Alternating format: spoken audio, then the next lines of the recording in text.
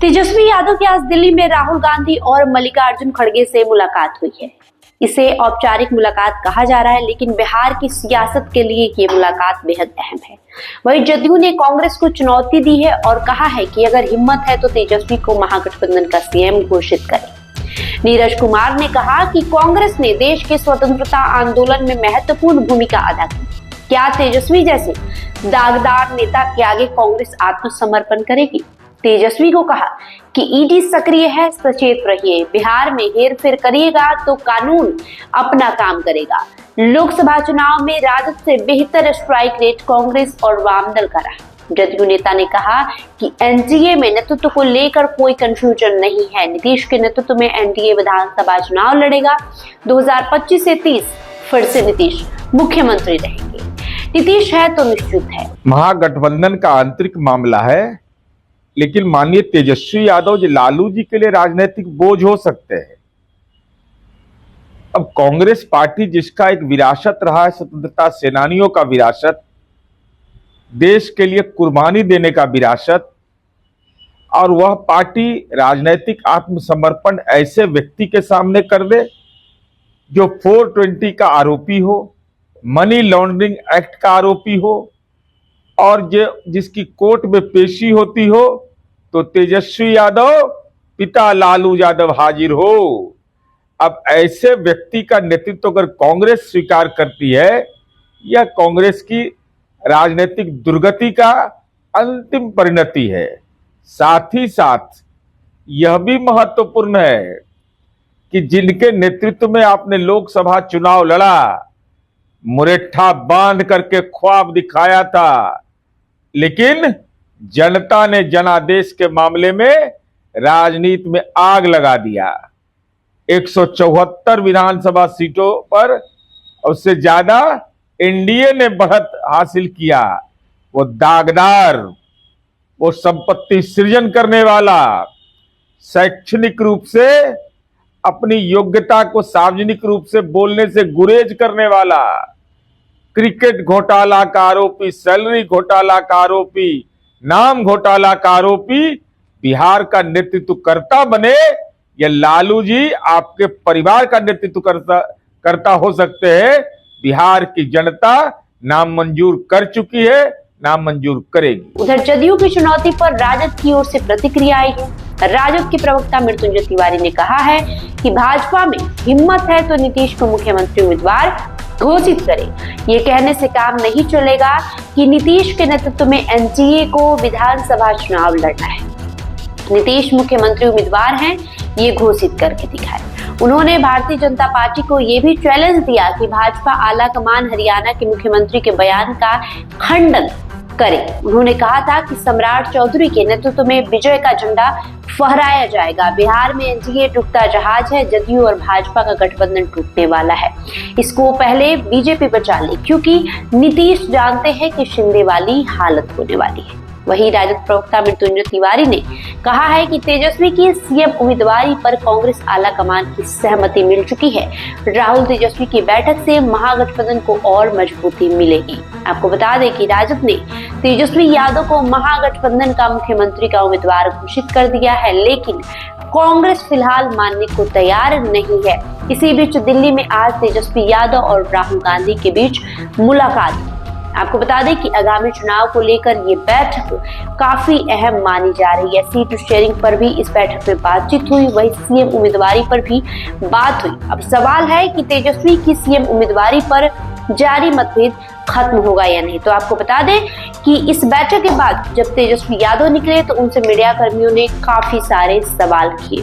तेजस्वी खुश नजर आए, लेकिन सीएम उम्मीदवारी को लेकर जब उनसे सवाल किया गया तो वो हंसने लगे और इसे टाल दिए। उन्होंने कहा कि आप लोग चिंता क्यों करते हैं, हम लोग में सब कुछ ठीक है। हम पूरी मजबूती के साथ धरातल पर उतरेंगे और विधानसभा चुनाव लड़ेंगे। उन्होंने कहा कि हम सभी दल साथ मिलकर चुनाव लड़ेंगे और बिहार को आगे बढ़ाने का काम करेंगे। वहीं तेजस्वी यादव ने सीएम उम्मीदवारी को लेकर कुछ नहीं कहा, सीएम चेहरा को लेकर कुछ नहीं कहा। उन्होंने कहा कि आगामी 17 अप्रैल को महागठबंधन की बैठक होगी, उसमें वाम दल के नेता, कांग्रेस के नेता वीआईपी के नेता शामिल होंगे और हम सभी बैठकर तय करेंगे कि किस पार्टी को कितना सीट देना है और मुख्यमंत्री के चेहरा पर भी उसी दिन बातचीत चलेगी। हालांकि आज की जो बैठक हुई है वो बैठक सही मायनों में देखें तो बेहद महत्वपूर्ण रही है, क्योंकि इस बैठक में राहुल गांधी मल्लिकार्जुन खड़गे से काफी समय के बाद तेजस्वी यादव की मुलाकात हुई। उनके साथ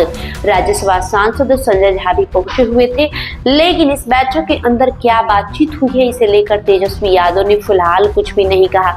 वो हंसते हुए मीडिया के कई सारे सवालों को टालते हुए नजर आए, लेकिन उन्होंने खुलकर कुछ भी नहीं बोला है। बिहार में महागठबंधन महामजबूत है और महाविजय करेगा, इसमें किसी को कोई कंफ्यूजन और भ्रम नहीं है। बिहार की 14 करोड़ जनता ने अपना मुख्यमंत्री श्री तेजस्वी यादव जी को मान लिया है। ये बात तो हमारे सहयोगी हो, हमारे विरोधी हो, ये मानते हैं कि जनता मुख्यमंत्री बनाती है। आज दिल्ली में श्री तेजस्वी यादव जी की कांग्रेस शीर्ष नेतृत्व से मुलाकात होनी है, तो हमारे विरोधियों को बेचैन होने की जरूरत नहीं है। पहले एनडीए के घटक दल अपनी पार्टी और अपने गठबंधन की चिंता करें। वहां तो कई दावेदार मुख्यमंत्री के हो गए। बिहार में तेजस्वी यादव जी के नेतृत्व में सरकार बनने जा रही है। इधर जदयू लगातार ये आरोप लगा रही है कि तेजस्वी यादव जो है वो दागदार है, उन पर कई सारे मामले चल रहे हैं। तो कांग्रेस ऐसी पार्टी जो स्वतंत्रता आंदोलन में इतनी बड़ी भूमिका अदा की, क्या वो तेजस्वी यादव जैसे दागदार चेहरे के आगे अपना आत्मदाह करेगी? तो मृत्युंजय तिवारी ने भी एनडीए गठबंधन पर पलटवार किया है और कहा है कि अगर भाजपा में इतना हिम्मत है तो वो नीतीश कुमार को मुख्यमंत्री घोषित करे। केवल नेतृत्व की बात करने से काम नहीं चलेगा। बहरहाल आज जिस तरीके से तेजस्वी यादव की राहुल गांधी और मल्लिकार्जुन खड़गे के साथ दिल्ली में बैठक हुई है, उसके बाद कांग्रेस और राजद के बीच जो मतभेद थे वो खत्म होते हुए दिखाई पड़ रहे हैं, क्योंकि तेजस्वी यादव जैसे ही मुलाकात के बाद बाहर निकले उनके चेहरे पर काफी मुस्कुराहट थी। वो अलग बात है कि सीएम फेस को लेकर महागठबंधन की तरफ से अब भी किसी भी तरह के खुलासे नहीं किए जा रहे। वही सीट शेयरिंग को लेकर कहा जा रहा है कि कांग्रेस पार्टी बिहार में 70 सीटों पर चुनाव लड़ने के लिए अड़ी हुई है, लेकिन अब देखना दिलचस्प होगा कि 17 तारीख की जो महागठबंधन के नेताओं की महाजुटान होने वाली है, जो बैठक होने वाली है, उस बैठक में एक तरफ वीआईपी सुप्रीमो मुकेश साहनी पहुंचेंगे, वाम दल के दीपांकर भट्टाचार्य पहुंचेंगे। इस बैठक में वही कांग्रेस की तरफ से कृष्णा अल्लावरू और राजेश राम बैठेंगे। साथ ही राजद की बात करें तो राजद की तरफ से तेजस्वी यादव बैठेंगे। तो इस बैठक में किन किन रणनीतियों पर बात बनती है और इस बैठक के होने के बाद सीट शेयरिंग को लेकर क्या खुलासे होते हैं, सीएम फेस को लेकर क्या खबरें आती हैं। बहरहाल आज जिस तरीके से बैठक हुई है, उस बैठक में किन किन मुद्दों पर बात हुई है, इसे लेकर अब तक किसी नेता ने कुछ भी बयान नहीं दिया है। हालांकि इस बैठक को एक औपचारिक बैठक बताया गया है और इसके बाद सभी नेताओं के चेहरे पर एक संतुष्टि दिखाई पड़ रही है, खुशी दिखाई पड़ रही है। खासकर बात करें तेजस्वी यादव की, तो तेजस्वी यादव बेहद खुश है।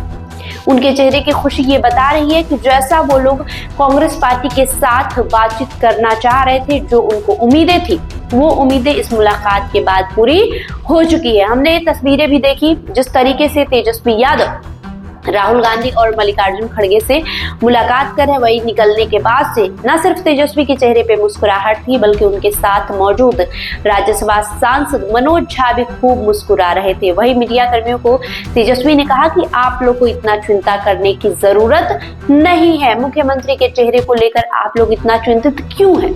हम लोग आगामी 17 अप्रैल को पटना में बैठक करेंगे और इस बैठक में सभी नेताओं के बैठने के बाद कई तरह के मुद्दों पर चर्चा होगी, रणनीति बनाई जाएगी, जिसके बाद आपके साथ जो भी बातें होगी, चाहे वो सीट शेयरिंग को लेकर हो, चाहे सीएम फेस को लेकर हो, हम लोग आपके साथ साझा करेंगे। फिलहाल आप अपना काम करिए। इधर बात करें जदयू और राजद के प्रवक्ताओं की, तो उनके बीच आपसी विवाद चल रहा है। जिस तरीके से एक तरफ नीरज कुमार ने ये कह दिया है कि अगर कांग्रेस पार्टी में थोड़ा भी शर्म बचा होगा तो वो तेजस्वी जैसे दागदार नेता को अपना सीएम फेस नहीं घोषित करेगी, तो दूसरी तरफ राजद के प्रवक्ता मृत्युंजय तिवारी ने भी उन पर जमकर पलटवार किया है और ये कहा है कि अगर भाजपा में हिम्मत है तो वो कह दे कि चुनाव जीतने के बाद भी हम नीतीश कुमार को ही मुख्यमंत्री बनाएंगे। सिर्फ एनडीए गठबंधन की तरफ से ये कहा जा रहा है कि नीतीश कुमार के नेतृत्व में चुनाव लड़ेंगे, लेकिन ये कोई नहीं कह रहा है कि नीतीश कुमार ही मुख्यमंत्री बनेंगे। उन्होंने कहा कि ये नीतीश कुमार को भी अब ये मालूम चल गया है कि बिहार में उनका महाराष्ट्र वाला हाल होने वाला है, यानी नीतीश कुमार के बिहार में वही हाल होगी जो महाराष्ट्र चुनाव के बाद एकनाथ शिंदे की हुई थी। उनके नेतृत्व में चुनाव लड़ा गया, लेकिन बाद में क्या हुआ ये सबने देखा है। बहरहाल आपकी जो भी प्रतिक्रिया हो कमेंट बॉक्स में लिखकर जरूर बताएं। बहुत बहुत शुक्रिया।